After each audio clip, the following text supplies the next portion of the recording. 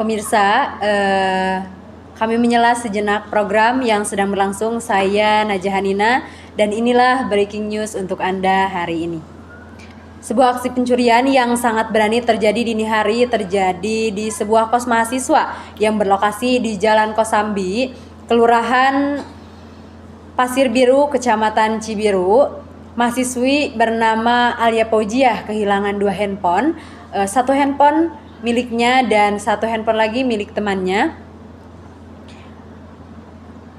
Namun kejadian itu sangat merinding terjadi pada malam hari saat mahasiswi ini sedang tertidur dan tidak ada yang melihatnya.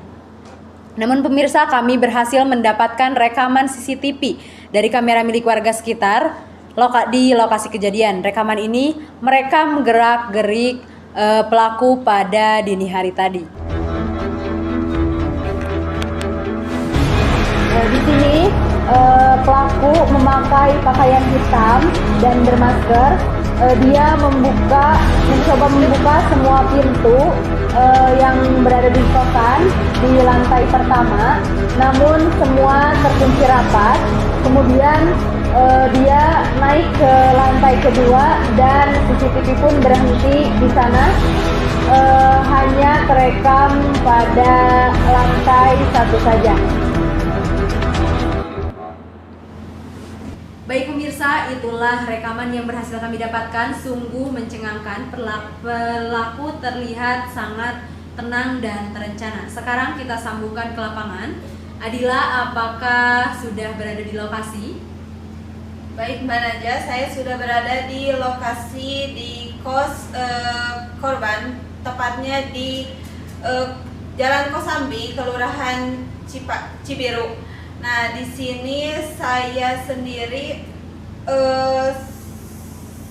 sedang berada tepat di titik di mana pelaku ini menghilang di rekaman CCTV tersebut. Adila, dari rekaman tadi bisa kita lihat pelakunya sangat mondar-mandir dan saat ke atas pelakunya tidak terekam oleh CCTV.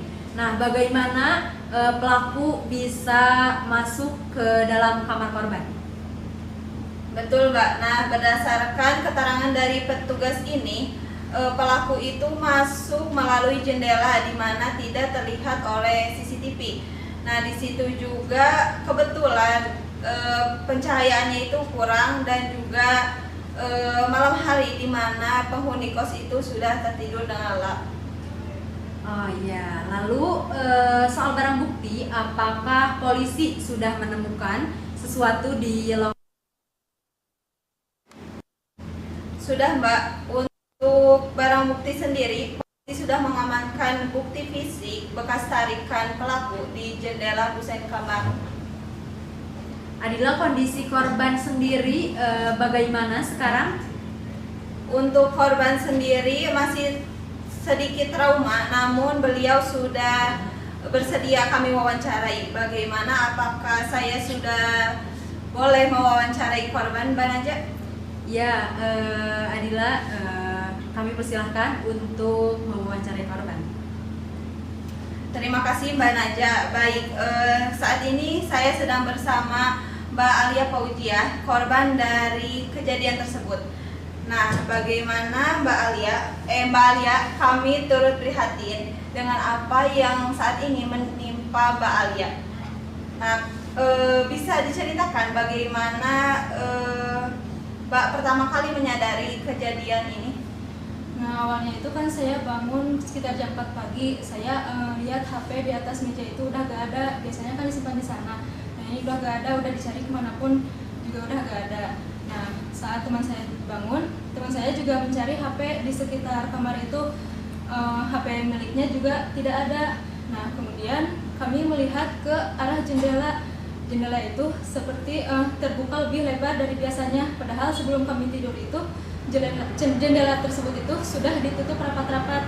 Nah, kemudian kayak ada bekas tarikan dari luar gitu dari kusen jendelanya. Apakah Mbak tidak mendengar suara apapun?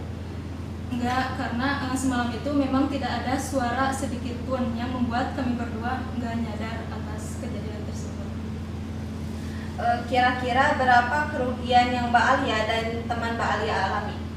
Mungkin total kerugiannya sekitar 9 sampai 10 juta karena bukan cuma HP yang diambil oleh pencuri, ada juga ATM yang diambilnya, dan juga dalam HP itu terdapat berkas-berkas penting yang tentunya seperti saldo ATM, saldo m-banking kayak gitu. Harapan dari Mbak Alia tentang kasus ini bagaimana? Harapannya semoga pelakunya itu cepat ditangkap, karena saya gak mau kejadian ini tuh berulang kembali kepada korban-korban yang lain. Misalnya teman-teman kos saya yang lain juga, saya gak mau membuat teman-teman kos saya itu merasa tidak tenang. Jadi saya mau pelakunya itu cepat ditangkap. Baik, terima kasih Mbak Alia. Semoga kasusnya segera terungkap dan Anda bisa kembali merasa nyaman. Baik pemirsa, begitulah kesaksian dari korban dari kejadian tersebut. Dari kasus ini kita belajar bahwa apapun, sekecil apapun celah kejahatan, kita harus tetap waspada. Baik, saya Adila Rapanawara Ayu melaporkan dari kos di Jalan Kosambi. Saya kembalikan ke studio. Terima kasih Adila atas laporan lengkapnya dari lapangan. Pemirsa, itulah gambaran utuh dari kejadian yang terjadi dini hari tadi. Di kos mahasiswi Jalan Kosambi, pelaku terekam CCTV sedang beraksi kini menjadi buruan polisi. Kami akan terus mengawal perkembangan kasus ini dan segera melaporkan kepada Anda bila ada informasi terbaru. Saya Najah Nina, tetap waspada, tetap aman, dan tetap bersama kami di Breaking News.